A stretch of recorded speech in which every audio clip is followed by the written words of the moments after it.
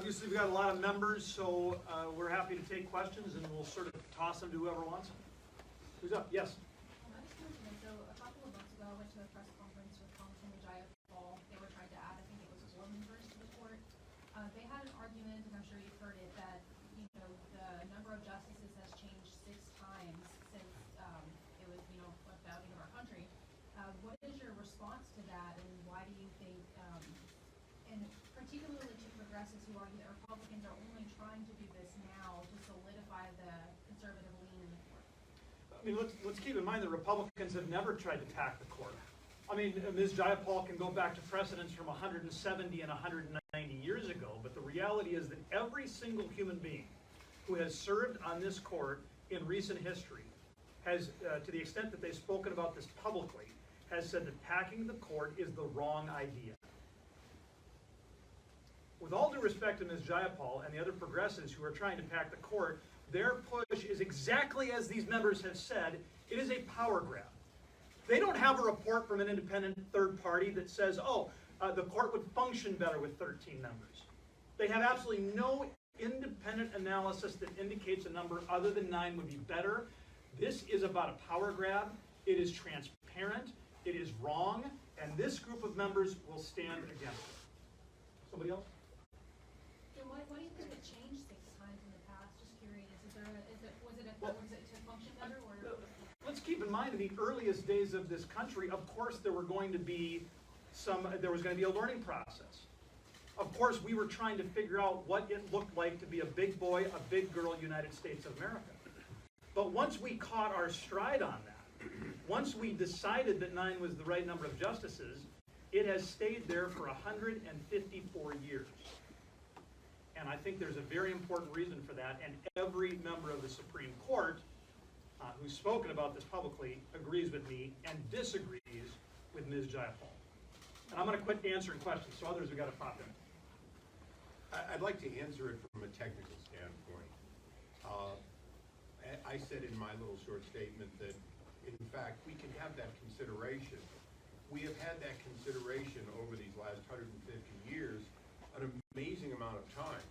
That's the reason that we have all our circuits. When our country was young and George Washington got to pick 7 Supreme Court justices all by himself, and then several of them quit during his 8 years and he had to pick more. So he picked more than any other president will ever get to pick. He literally packed the court by definition. At that time, those justices also sat down like district judges and heard cases. They called it riding circuit. They were essentially the district court, the appellate court, and the Supreme Court.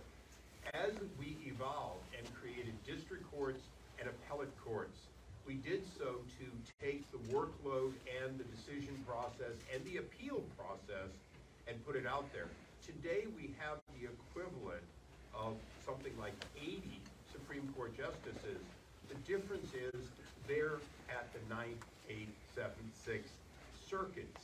They are there making those decisions. It's the reason that we have functioned very well with 9 justices for more than a century, is that in fact we made a decision and the justices participated. They don't ride circuit anymore. They in fact do the opposite. District judges sit on the appellate court from time to time. And so, as Dusty said, every justice, and for that matter, judges of all stripes, who have looked at this have said, we helped with Congress's acquiescence create a system that works extremely well, and it's not about the Supreme Court. It's about 700 judges, not including all the other Article I judges. So when we look at the court system, I'm happy to have a discussion, and we had a bill in the last Congress that would, over time, increase by 70 judges at the district and the appellate court. That came from a conference that the Chief Justice sits on. He did not ask for more people at the Supreme Court. He did ask, and we offered on a bipartisan, bicameral basis, a change in the court where it needs to happen, and to do it over time so that no one Congress and no one president would automatically increase by 70 or 10% of the court.